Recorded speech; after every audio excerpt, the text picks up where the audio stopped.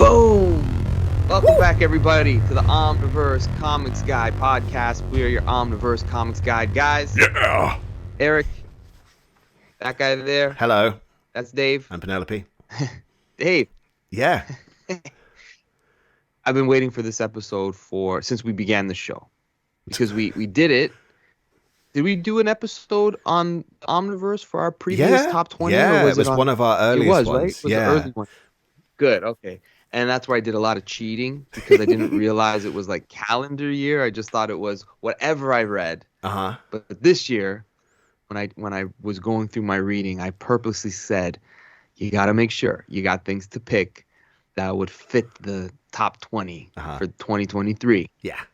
And nice. I got lots to pick this year. Did you read a lot of releases this year, would you say? Like 2023 releases? Yeah. More than I did 2022. Cool. Like I made a concentrated effort to be a little bit, and granted, some things are older, but they were released or re-released in 2023. That counts. Because I finally been able to collect it, right? So we are doing the collected editions, aren't we? Not like single. A lot of people do the single issues that came out, but we don't. Yeah. We're doing collected editions. Some of it will be. Yeah, some of it will be. Good some point. of it might fit into it. But there are going to be definite things that are callbacks to classic runs or things that have finally been collected that we were excited for. We've mentioned them in incoming episodes. So, yeah, it's cool to kind of go through back and forth what we've read, what we liked. Mm-hmm. And then there was stuff where I was really hoping, I'm like, I'm going to put this on the list. And I'm just, that's a shame. I don't know if it'll make it. I don't know if I liked it that much. But I know you got some gems. There's a couple there that I'm hoping you picked based on your reviews over the year. Oh, you sneaky swine! Yeah. I need to hide the good. I have hidden some reviews. I haven't done them yet because they're on this list. Okay, cool. How about? Oh, you know what? I completely forgot because I was so excited to do this after 2 weeks. Thank you, everybody that's tuned in on Twitch. All the live. Ladies and gents that come and visit us every week and hang out with us. We always appreciate that. Yes, if you're new on the Twitch, hit the subscribe button, like the show. If you're watching on YouTube after the fact and we're in your living room or on your phone or on your tablet, hit that like and subscribe button and share on whatever podcast platform you like. And don't forget to visit Omniverse Comics.Guide. That's right. We are a year old, everybody. And the website looks like it's been running for 10. It looks knackered. So much Is that what you're on saying? It looks knackered now. It looks knackered. It needs a little bit of a spruce. No, you guys did a great job putting that website together. Well done. Thanks, Dave. Check out omniversecomics.guide for everything. If you want to read comics and know what you're reading and how to enjoy it the best way, it's the best place to look for reading orders, reviews, podcasts, videos. Omniverse Comics.Guide. Okay, Dave, whose turn is it first? This time? I forgot to mention. Were there any movies of 2023 you like? We don't really do movie reviews. We did one review, didn't we, this year? That was literally it. Not that we were going to do reviews, but we did one. But we could, did one. It was fitting, but we could maybe sneak a couple in as the show goes on. But was there any movies that you really liked? Dude, I barely watched any. There's one film I've really wanted to watch this year, and it's still not on. What's it called? Sky Cinema. So I'm still waiting for it to be free, basically. So yeah, and it's Sisu, which I haven't seen yet, but it's about a guy trying to get gold. It's like World War II era. The guy's trying to get gold out from his place in Austria, and the Nazis try and get it off him. And it turns into just this crazy kind of borderline Tarantino-esque shootout action thing. It just looks ridiculous. That's the only. Otherwise, I've just watched kids' films, and probably the best film this year was, weirdly, I didn't expect this, but it was actually a comic adaptation. But it was Nimona, which is about. It's like a futuristic medieval thing, and this guy basically. He's going to get a really prominent position among these futuristic knights, and then something happens, he gets shafted, and he ends up befriending this girl who's basically got demonic powers, and she spends the whole time just going, ah, which just my kids absolutely loved. They just kept doing that all the time. And go like, I can't knock them for that, man. I do that as well. Metal. That's so funny. So yeah, that was it. How about you? So what was it called again? Oh, Nimona. What was your movie? Nimona. Nimona. Nimona. Yeah, it's on Netflix. Nice. Yeah, you're right. There was a couple of animated features of 2023 that kind of that stood out in my mind surprisingly. How not so much surprisingly, because there was a few like Super Mario Brothers that I was really excited to go watch just because of the nostalgia and that was fun. Yeah, I did see it.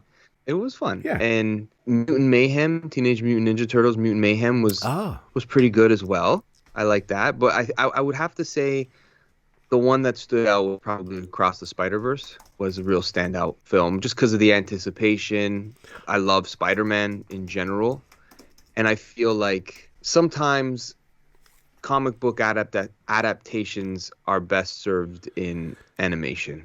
Yeah. There's just a storytelling element that like you can tell a better story in an hour and 20 minutes in a animation from a comic book adaptation as opposed to like a 3-hour epic. I think it allows for the fantastical more, doesn't it? It allows for that fantastical element and the way that everything looks exaggerated. One of the reasons I never used to like Alex Ross when his stuff looked too realistic was because people look crap when they look realistic. The Flash, his early Flash, used to look like a bloke in a bit of lycra outfit. Like, I don't want to see a bloke in a lycra outfit. I don't want to think about what it's made of.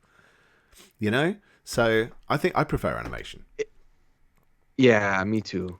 It's funny because you're so right. Like, there's an element that make the Alex Ross stuff that makes you look at it and just be like, that's a real person. And then you think to yourself, if that person or woman, whoever they are, man, woman, are running around in an outfit like that, get the hell away from me.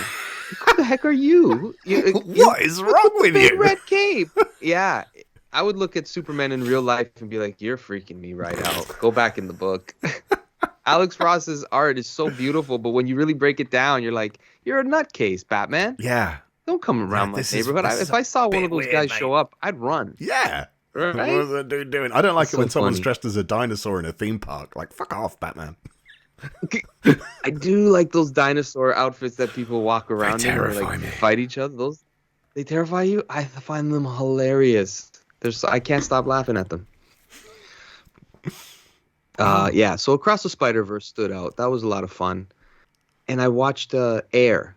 It was the story about Nike, a representative from Nike, making that deal with Michael Jordan and creating the whole Jordan franchise or label. I don't know what you would call it. But yeah, it's a fun movie. Ben Affleck directed it. Oh. Matt Damon. Ben Affleck plays Phil Knight, the head of the CEO of Nike. Uh-huh. Yeah, that was a fun movie as well. It's one of those type of movies you can play in the background or watch a couple times, and it's not overly loud or overly distracting. Like it's just a comfort film that even after a couple of viewings, it's like, that's just a good movie. Yeah, and it had that historical element to kind of put into context how important like the branding can become and really changes culture. Yeah. So to see the inception of that idea all come together and the way they play Jordan in the movie, you never see him. There's no actor that's playing him. It's just like he walks into the room, you can see the back of his head and he sits down in the chair and it's like his POV sometimes where they're talking to him and it shows his father or his mom, but there's never like, the movie's not about him, but everything around him. It's about his shoes. Interesting. It's about his feet. Actually, all right. A super quick shout out for who we've got in the His Hills. We have Omega Bread here tonight. We've got BC Scrubs. We've got Jansen. Hey there, Jansen. We've got who have I missed? We've got Meat Trunks.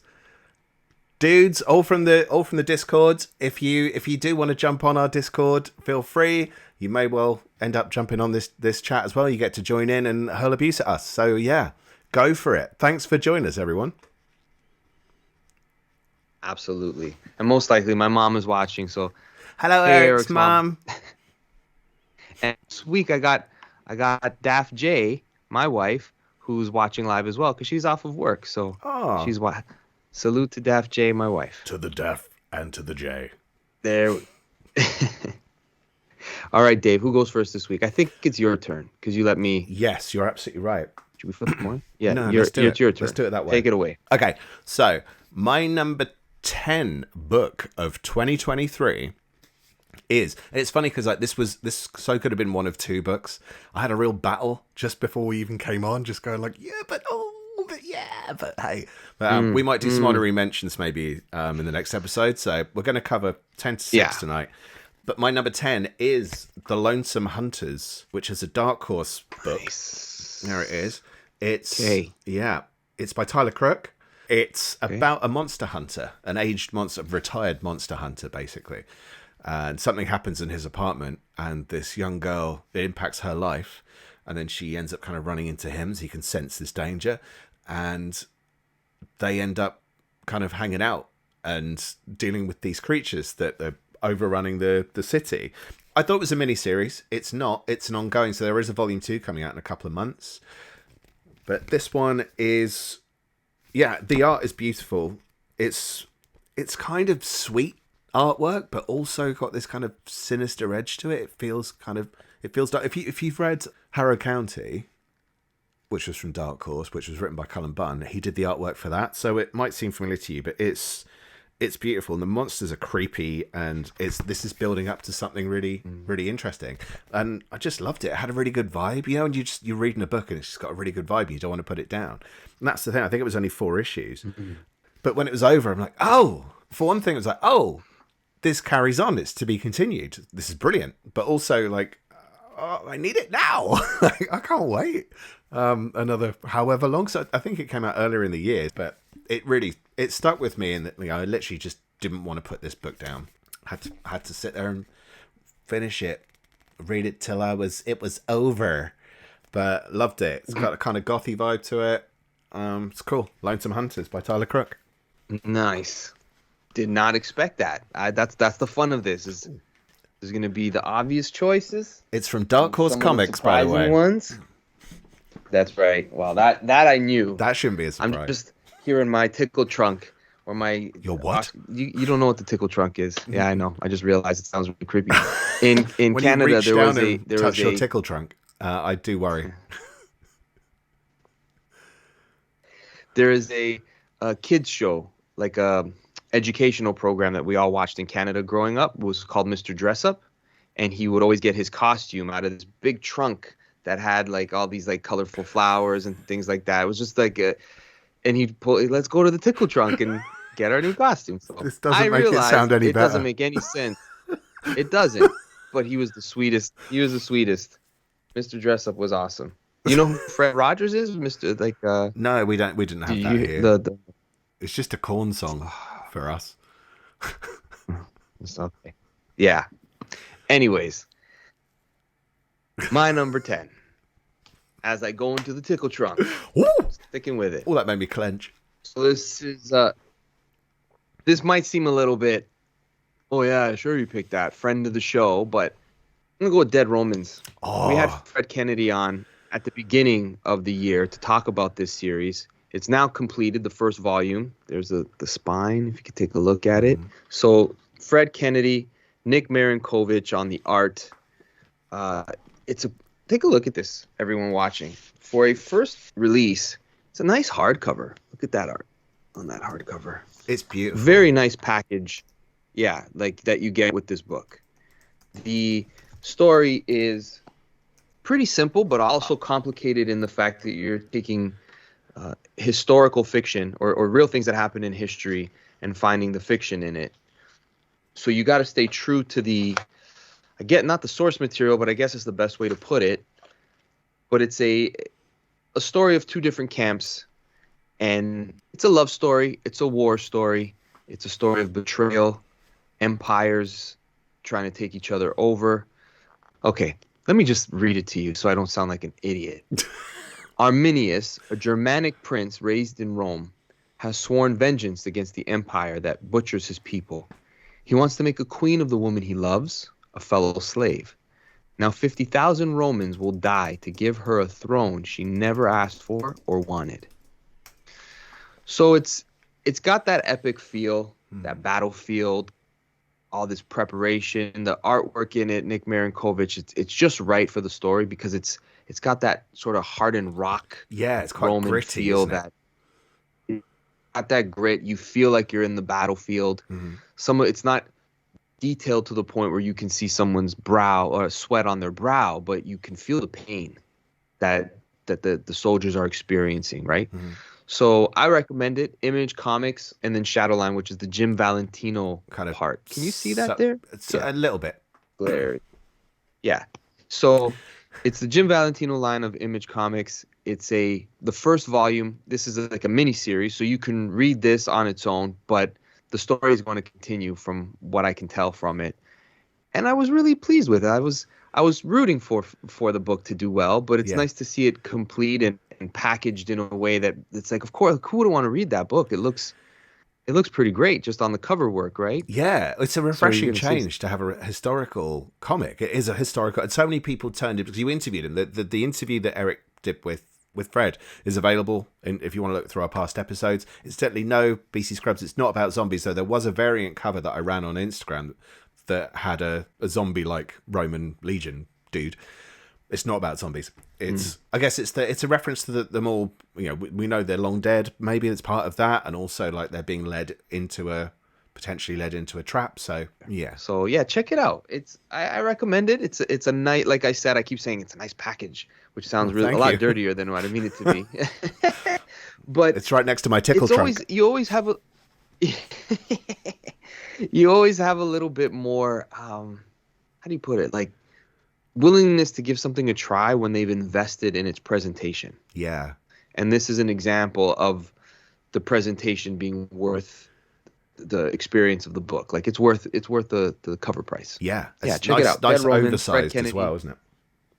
Exactly. Yeah. Shout out to Fred and Nick Marinkovic. He's Fred's scheduled to be back on the show this year at some point in time, so stay tuned, everybody. Cool. Stay tuned. We're going to talk about the book, and we're going to talk about some other things in the future. Nice. Look forward to that, man. No. All right. I'm going to take an opportunity, though, dude, because every week you say really nice things about the website, and I never say like about you, the job you do. You essentially host this. I know we kind of, in theory, we do co-host. You always say we're co-hosts, but you do run this essentially, don't you? The pod. So.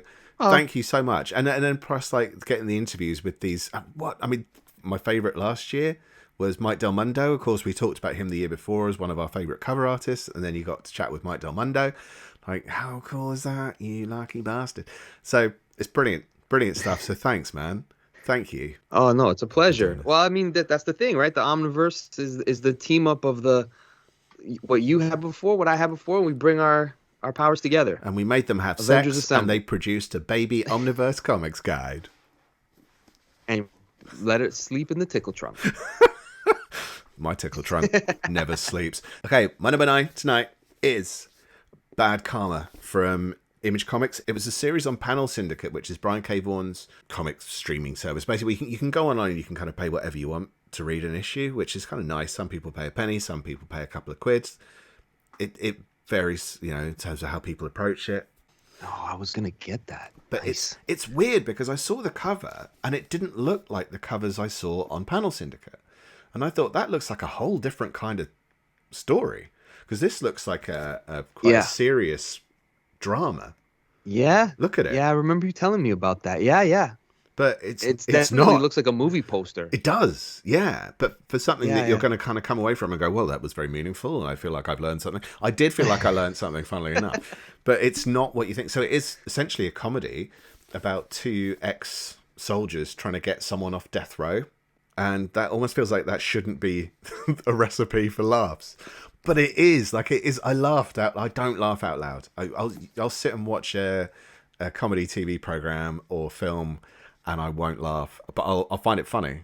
But I laugh because I don't know why. I'm a freak, but I laughed out loud. I am dead inside. Yeah, I blame my upbringing, and dodgy Avengers comics from the 70s. So yes, Bad Karma is by Alex DeCampi, Ryan Howe. I am reading the names off the top. That's called research. And D. Caniff, who provides colours. But I like that, though, where the cover kind of throws you off, and then when you read the story, you're pleasantly surprised, but you kind of understand why the cover was like that after you read the story. Perhaps, I'm guessing. Would it have been better if the cover matched the artwork inside for you? Yeah, definitely. I think it sets a weird precedent that then you go in and go, oh. And like, I don't think you should. That's why I don't really like the way they with modern single issues. They generally have cover artists, and then you open it up and someone else is drawing it. Like I prefer it to be the same person. Yeah. Would you have picked it up? No. If it wasn't that, I picked it up because of the covers I saw on Panel Syndicate. Like, so I liked the style I saw on Panel Syndicate. This looked like it was going to be like super serious, and I wouldn't get on with it. But I really got on with it. It's my number 9. It could have been higher. It was higher briefly, but yes, it's great. It's kind of, in theory, an intense read. It's also, you know, there's some things in here where you're going, oh, I can't believe you can get away with that, which I like. I like when things push the envelope. Alex DeCampi, I'm going to be looking for more of her stuff. She also did Parasocial this year, which is getting a lot of praise. I read both Parasocial and Bad Karma. I think Bad Karma was considerably better and deserves more praise. Maybe it wasn't on people's list because perhaps the Panel Syndicate stuff came out the year before. I don't know. That's why I don't really like doing it by single issues. Like, get a book. But yes, I strongly recommend Bad Karma. Give it a shot. It's one and done. It's a standard size hardcover. It's a beautiful little package, and we're back on that again.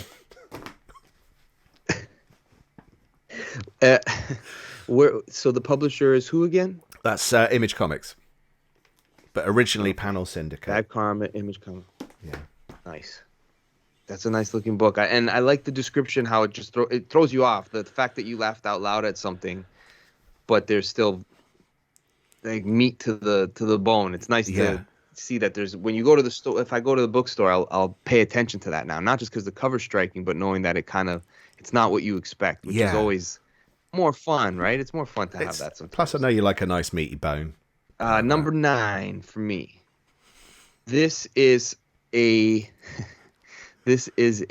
image line that I'm really looking forward to what might be coming at us in the future. Ghost Machine, or Mad Ghost. This is Junkyard Joe, Jeff Johns. If those who've listened to the show throughout the year, Jeff Johns and Gary Frank, Brad Anderson. I don't know why I keep thinking it's Ghost Machine. This says Mad Ghost. It was Mad Ghost originally, and I think they've changed it to Ghost Machine. Yeah. Okay. Yeah. I've been getting confused, but it is the Ghost Machine team or universe that this is going to exist in. The first trade that I read was Geiger, which I thought came out in 2023, but it's from 2021. I was not aware of that. And this is the tie-in to that first series of Geiger. The good thing is you don't have to read Geiger to pick this up if you want to read Junkyard Joe. Yeah. But true. it's worthwhile. It's worthwhile because it makes you feel like, okay, there's a universe connecting all of these things. If I keep on reading this line from Jeff Johns, it'll all come together. And that's always the point of us collecting and reading this stuff. Yeah. So Junkyard Joe, the character, he shows up. He makes a cameo, basically, in Geiger. Yeah. In a clever way. And the fact that they did a spin-off of that character is what's cool, because you see him in the, he's kind of like a legend or a myth in the Geiger storyline as well. Mm-hmm. So you want to, like, who is that? Where did he come from? What's that all about? It's just a throwaway villain, almost like you often bring about the Superman 3, where the villainous gets stuck in the machine and turns into a robot. You're like, what the heck is that? And Geiger kind of gives you that, Junkyard Joe kind of gives you that feel in Geiger, where it's like, what is that thing that he's fighting? Where did that come from? So this kind of tells you that story. It ties into the Vietnam War, if I'm not mistaken. I was going to ask when it was set. So at the back of the book, some heroes are made, not born. The truth stretches back to the Vietnam War. Cartoonist Muddy Dave. Okay, today those memories still haunt Muddy, who went to war with this character Junkyard Joe, Okay. who becomes a cartoonist later on in life, and he tells the story throughout a newspaper strip about this guy Junkyard Joe that went to war in the during Vietnam with these fellow soldiers, and Muddy Davis was a Vietnam vet who tells this story to kind of be like, just a shout out to my friends. But a lot of it was true, but no one knows that. And he's getting to a point in his life where he's wondering if any of it was real or if he imagined it. And then Junkyard Joe shows up on his doorstep. And then the story ensues from there. Really good stuff. I love Jeff Johns. Very biased to his work. I'm always going to give it a chance.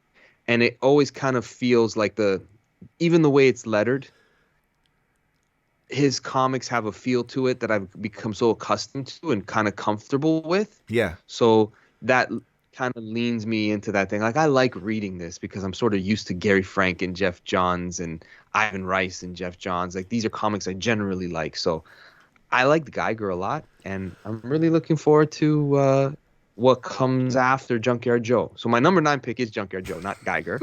But it's a ton of fun. Check out the line. Dude, I'm really looking forward to what they got going on. I read Geiger this year, and I ordered Junkyard Joe, but I ordered it off eBay. And I opened up the package, and it said on my phone, Junkyard Joe has just arrived. It was like, oh, that's great. And I've got the package in my hand, thinking like, oh, weird. I open it up. Here's the package, and I pull out a pair of jogging bottoms.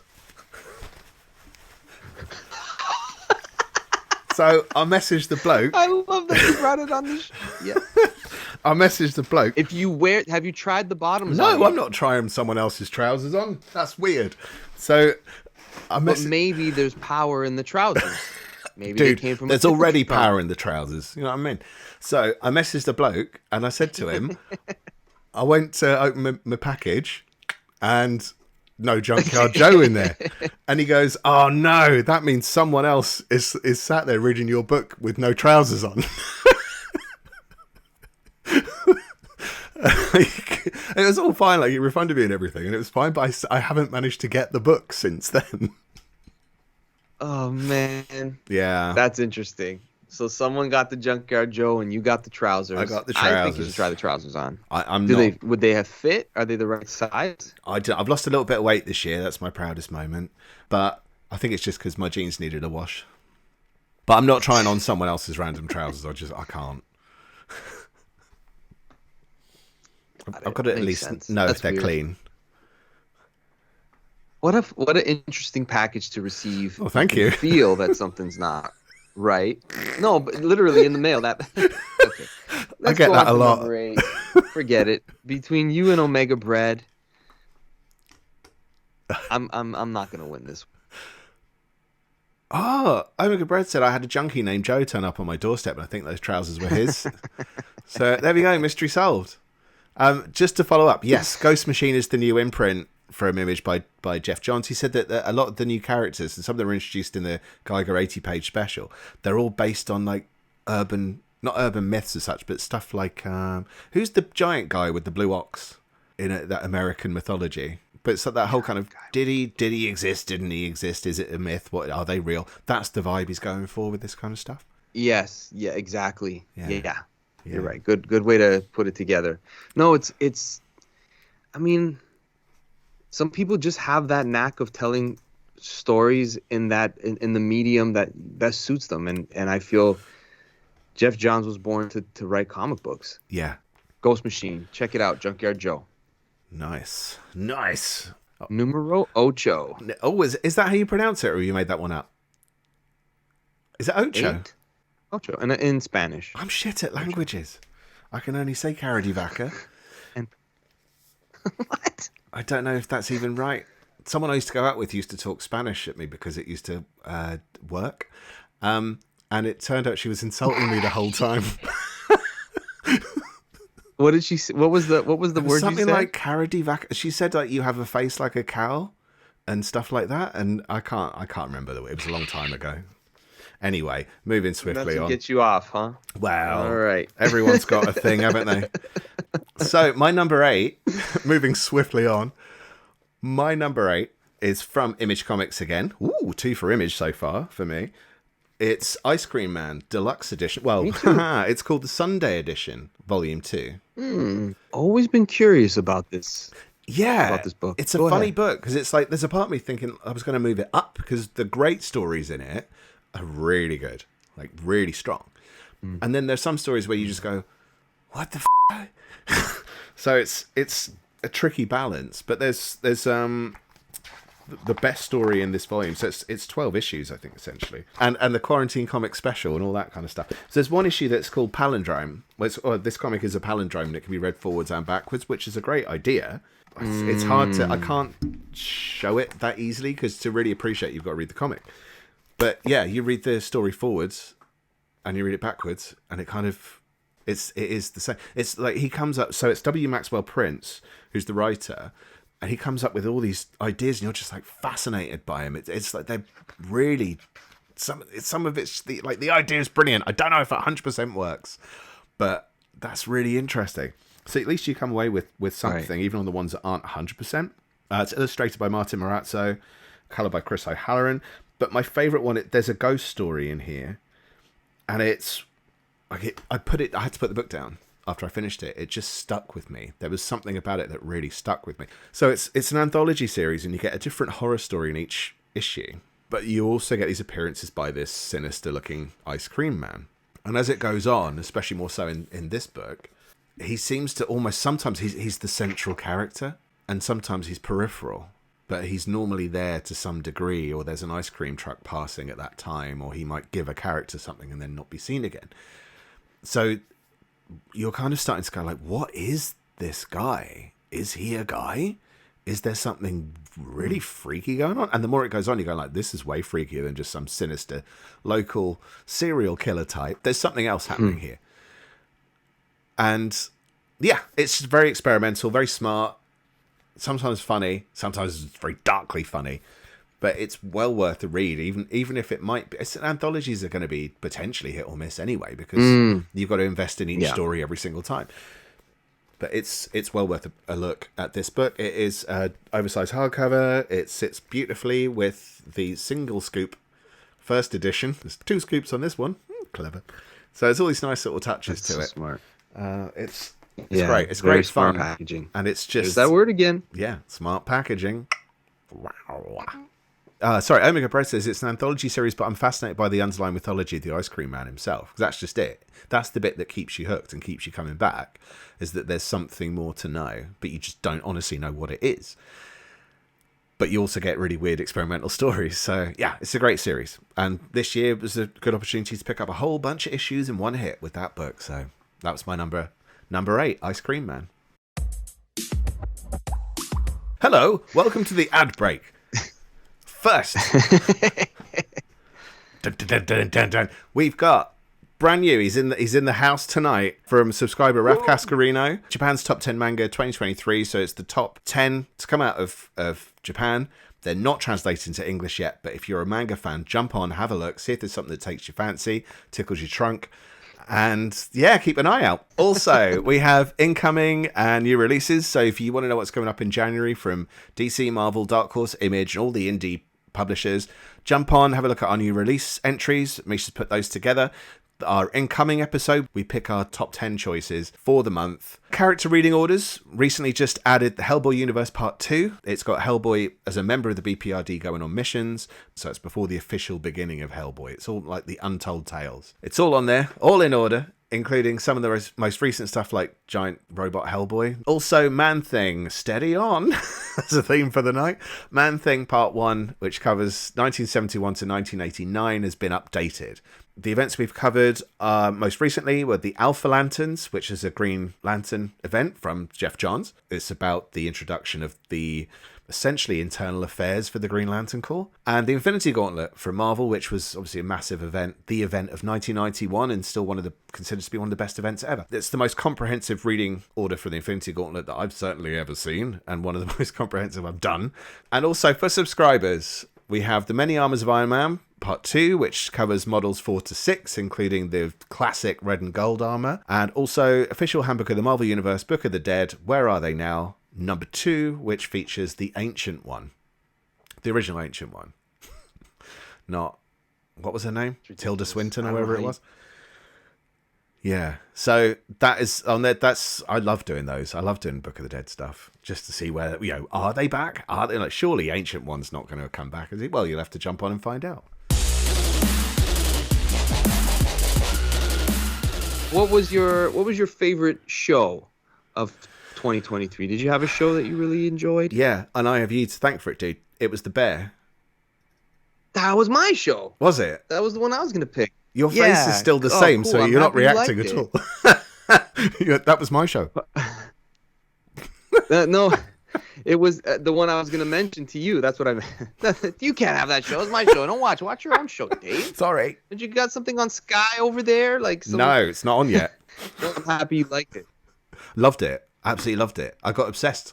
It was when everyone was on holiday, and I watched last year's series as well. So I watched 16 episodes in a couple of days. It's good, right? I loved really well it. done. The thing is, I wanted to talk about them. Maybe we'll talk about it separately on another thing. But what I really like about it is the message. There is a message to it, is in pretty much everything.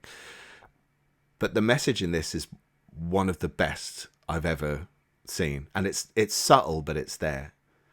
And that's the bit that's really stuck with me. To be? I don't want to say anything because if people haven't seen, Omega Bridge just said I haven't seen season 2.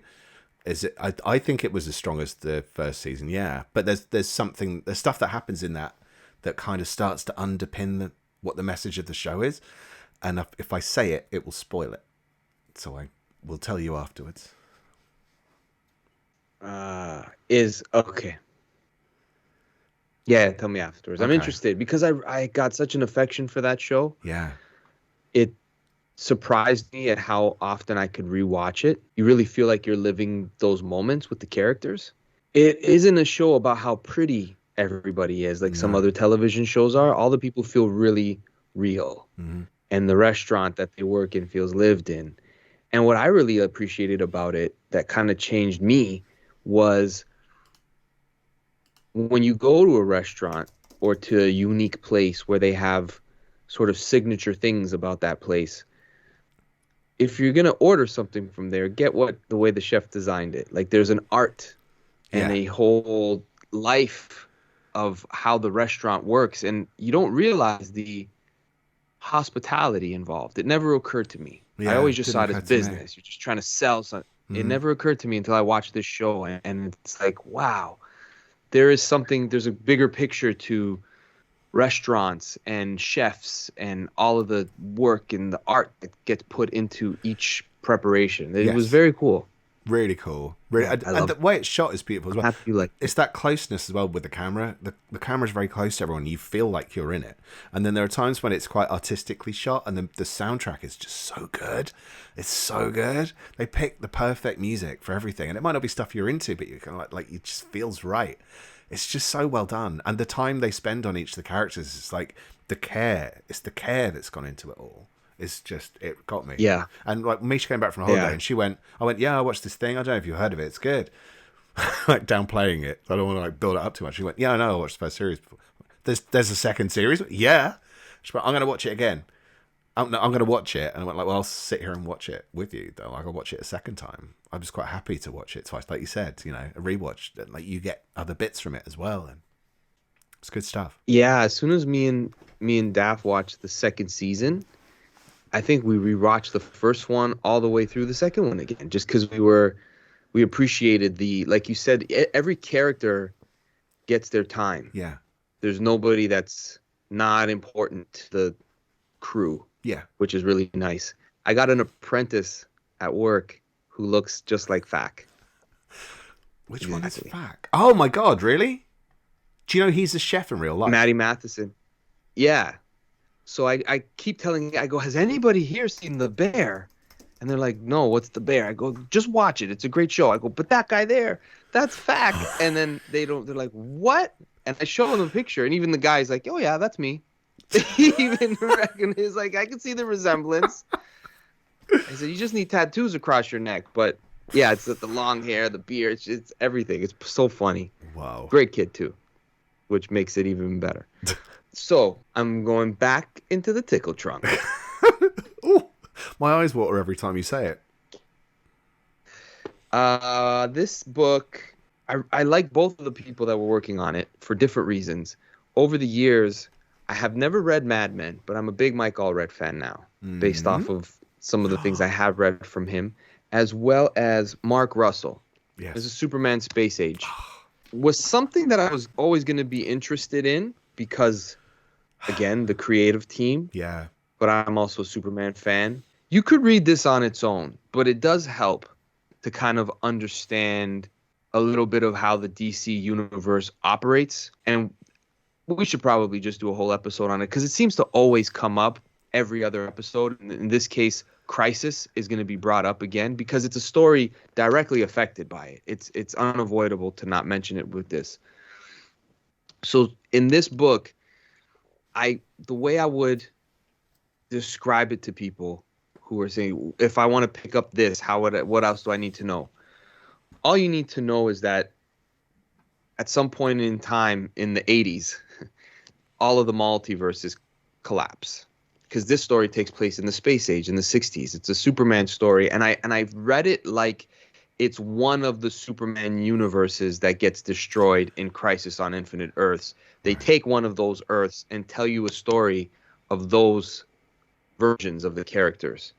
And it takes real life events and kind of Forrest Gump's certain elements of the superheroes existing and how they would affect the Cuban Missile Crisis or, stuff like that. Them being reporters and what kind of a Batman would Bruce Wayne be in this type of it's kind of that Darwin Cook 60s sort of New Frontier feel, but drawn by Mike Allred. But him and Mark Russell is very good at the satire and commentary. Like he did that wonderful book, God is Disappointed in You, which was kind of his think of the name of it. Satire of the Bible. Uh-huh. It's really, really good book.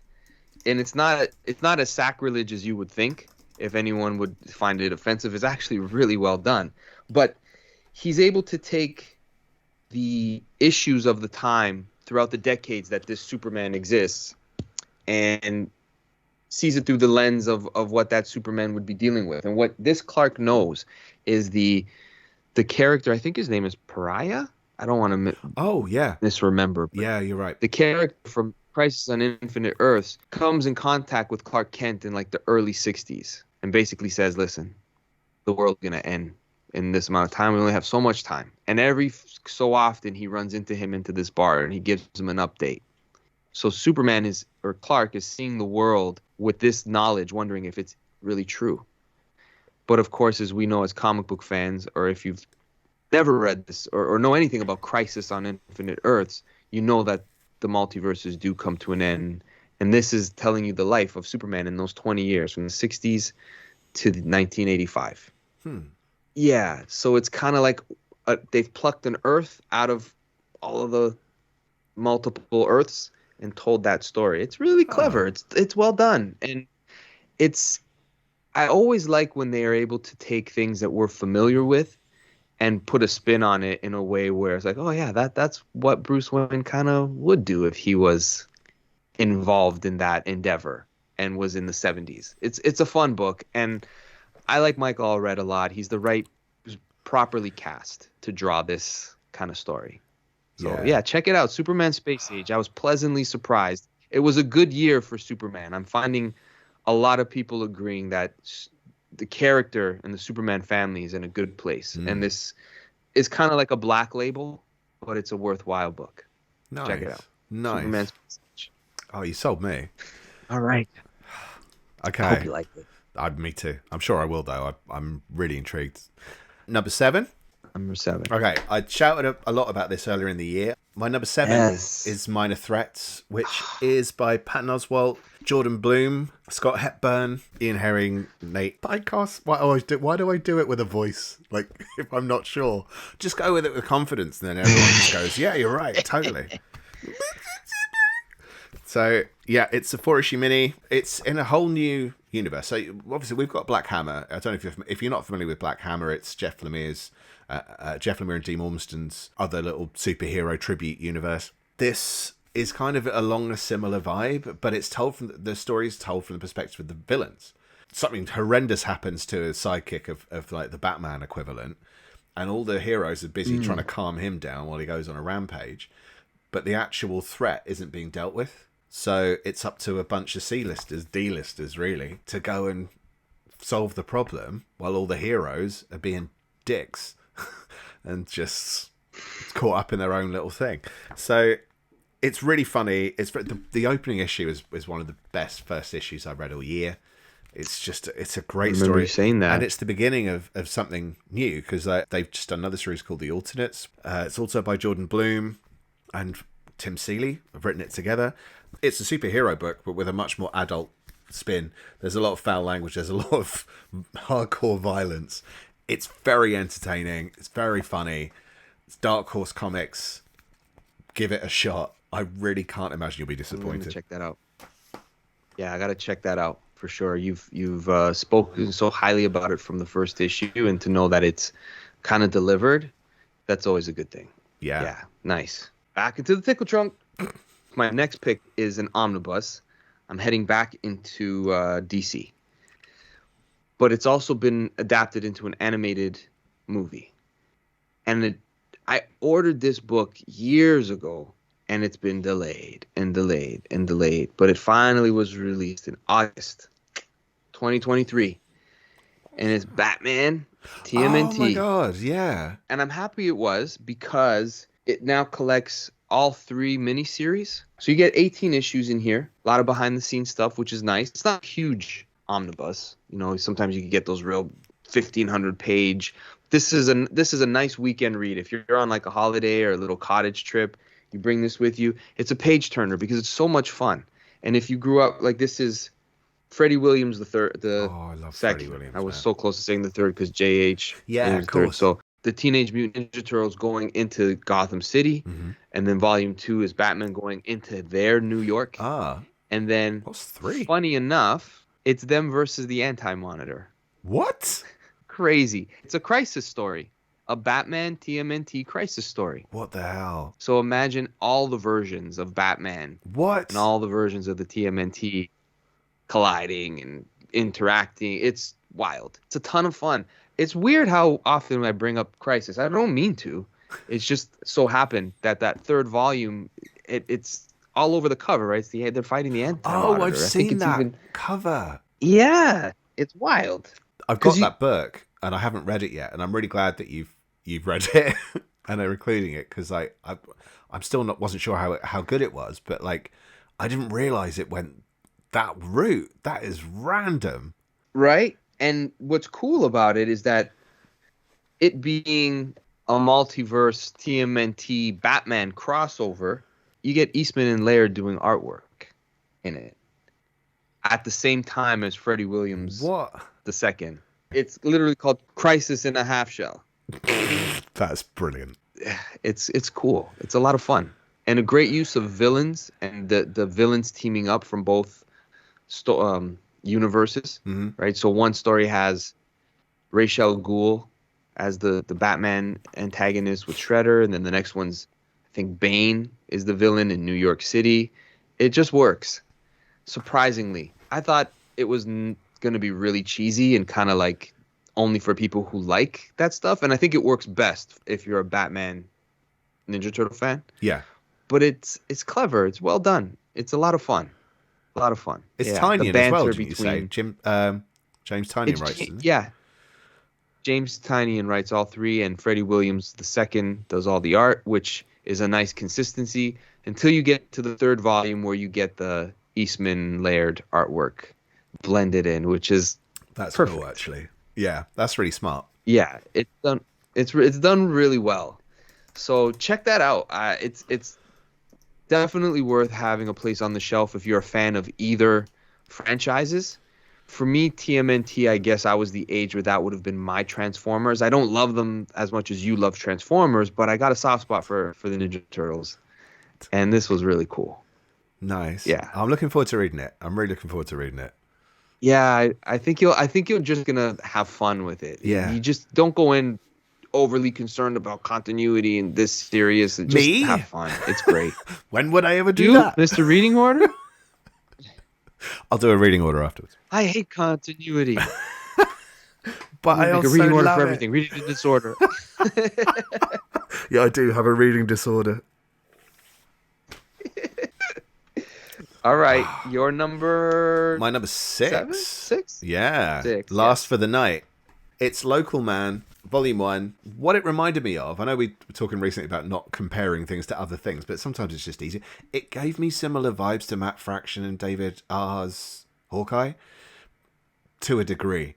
It's not the same thing. I think it's possibly because it's an Archer. But anyway, this is about an Archer from the old school Image Comics universe, from a team that looks as if they could easily have existed in the old school 90s Image Comics universe, but didn't. I had to check. It was so convincing. I thought it was from a thing that had pre-existed, and it's not. So one of their heroes, it's Crossjack, is disgraced and kicked out of the team, and he goes home. And everyone knows his real identity, and everyone hates him. So he goes home, and his parents hate him, his old friends hate him, the town hate him. They're all embarrassed by him and what he did. And it's him kind of trying to pick up. He's just a complete failure. It's just like his life is in ruins. It's Tim Seeley and Tony Fleecs who've written and drawn it, but some of it's set in the present, some of it's shown from the past, but it's not the actual Image Comics past. But it looks so right. The characters purposely look ridiculous. But he basically ends up putting on a mask, as you can see from this cover. He puts on a mask to try and solve something that happens, and he gets referred to as Local Man. So Local Man solves crime, blah, blah, blah, blah.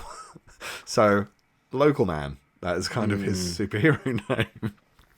Yeah, he's the former hero Crossjack, and there's kind of untold tale stories as well that kind of start to flesh out this universe. And I don't think it's a spoiler, but there is something at the bottom, the very end of the book, where it says next issue in one of the secondary stories. Next issue, Shattered Image, and Shattered Image was a big Image Comics event that separated the Image universe into Wildstorm and whatever Savage Dragon exists as, and blah, blah, blah, blah, blah. So that kind of ended that whole complete Image universe, and that was the end of that. It was written by Kurt Busiek, apparently. And I heard from, there's a guy that does Panels to Pixels, really great videos on YouTube. Go and have a look. But he gives the history of Shattered Image and what happened in it, and the whole history of the Image Comics universe, and he loves all that stuff. So it's well worth having a look. But this, yeah, it references that. It feels like they're going to bring back the Image universe, and they may do or they may not. Who knows? It doesn't matter. It's just, this is such a fun and funny, nasty book. I love Tim Seeley. He wrote Revival, which I mentioned recently and I'm a huge fan of. He also wrote Money Shot, which is about the scientists who go into space and have sex with aliens for money to fund their projects. So like, he does all sorts of random stuff. But this is an absolute highlight of the year for me. Loved it. Can't wait for volume 2. It's a superhero book that isn't a superhero book that is really massively a superhero tribute. What's going on? It's a beautiful mix. And again, nice. Highly recommended. Nice. I like it. Speaking of Image, last night, my wife on her own was watching the Todd McFarlane documentary. Oh. And I'm like, what's that on? You're a keeper, aren't you? I'm falling asleep to the Todd McFarlane biography. This is great. And they're just going through everything he did in Marvel and how he left, and stuff I didn't know about. I'm like, that's cool. Yeah, I think it was just on YouTube. Oh, could be wrong. Just a shout out to Wednesday Watch.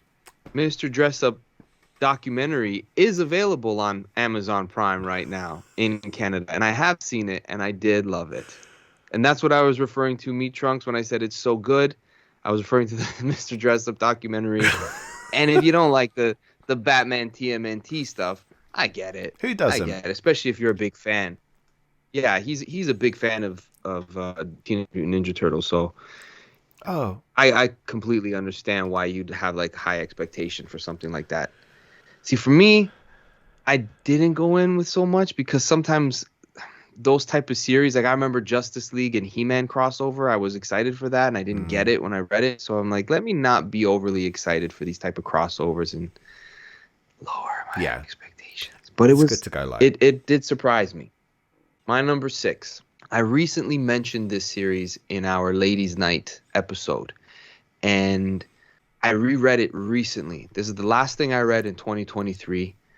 It finally arrived in the mail undamaged, and that is Spider-Woman. Dennis Hopeless. I got an undamaged one. Yay, thank you, Amazon. Jerks. Jerkazon. Let me just say, this is a collection well worth the price. It's beefy. It's got the whole series, except the only thing that you must know when you read this is that there is the Spider-Woman crossover that is with Silk and Spider-Gwen. That's not included in here because I don't think it really drives the narrative of this series from Dennis Hopeless. I think it's more a Silk and Spider-Gwen story, I would say.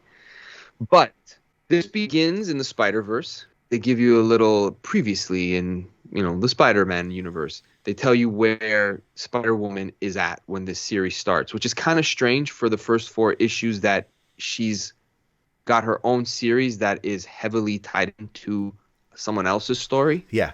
But stick with it because once those 4 issues are done, the story that I really enjoyed, drawn by Javier Rodriguez, and it's finished by Veronica Fish. Jessica Drew, basically simplifying her life and getting out of the crazy superhero business, quitting the Avengers. She teams up with Ben Urich and some D-list villain, the Porcupine, and they kind of have this private investigative thing going on. Across the Spider-Verse, Jessica Drew is very much lifted from this version where she has a baby and she's like moving on with her life, but it's the slice of life storytelling of it mixed in with the sometimes quirky villains or sometimes quirky storylines, but it pays respects to the Marvel history. So you could read this story not knowing anything about Marvel and just really enjoy the story of Jessica Drew and her little world, and you get cameos from Carol Danvers and the Black Widow and whatnot. But it's got a ton of heart. It's a great story. So that kind of harks back to her original series, really, the PI stuff, because that's what she used to be. Oh, okay, there you go. So she kind of goes back to that. Yeah, well, she was a spy, and then she was like a private detective when Chris Claremont was writing it. Right. And all of those elements of her being a spy, an excellent spy once upon a time, and an Avenger, and abducted by the Skrulls, all of those things come into play. So when I say it pays homage to the history, it makes you, once you read this story of Jessica Drew, you'll kind of know where she's been, and you'll be able to pick up her stories in different decades because you'll be like, oh, I know where she's from and her story. It's such a great book. The artwork is so dynamic. Some of the paneling that Javier Rodriguez draws, the scenarios that she's in, where it's those splash pages, but you kind of follow the character, do what, where they're fighting, what tunnel they're going through, that kind of stuff. And it's just, you appreciate the detail to like, oh, that's fun that you made it kind of like a game to follow the character through this fight scene or through this maze. Like that time and effort put into it. And Dennis Hopeless writes the hell out of it. And why I say it's worth the price of admission is that it's not overly written, but you don't fly through it. You get your money's worth for it, as well as just the quality of the book. I know I've mentioned it recently, but I'm really happy that it's come out in a collected format where a person can dive in and have the whole story there. Yeah. Easy and accessible. Like myself. Well, good sir, that's part 1. All of the folks that have tuned in on Twitch and are watching on YouTube, thank you for joining us. Listening on your podcast platform, in your car, on the train. You guys are great. Thank you for joining us, Dave. Sayonara, good sir. Peace out. One love. Stay tuned, everybody, for more. One love. All right, folks. We love you. See you next week. Part 2.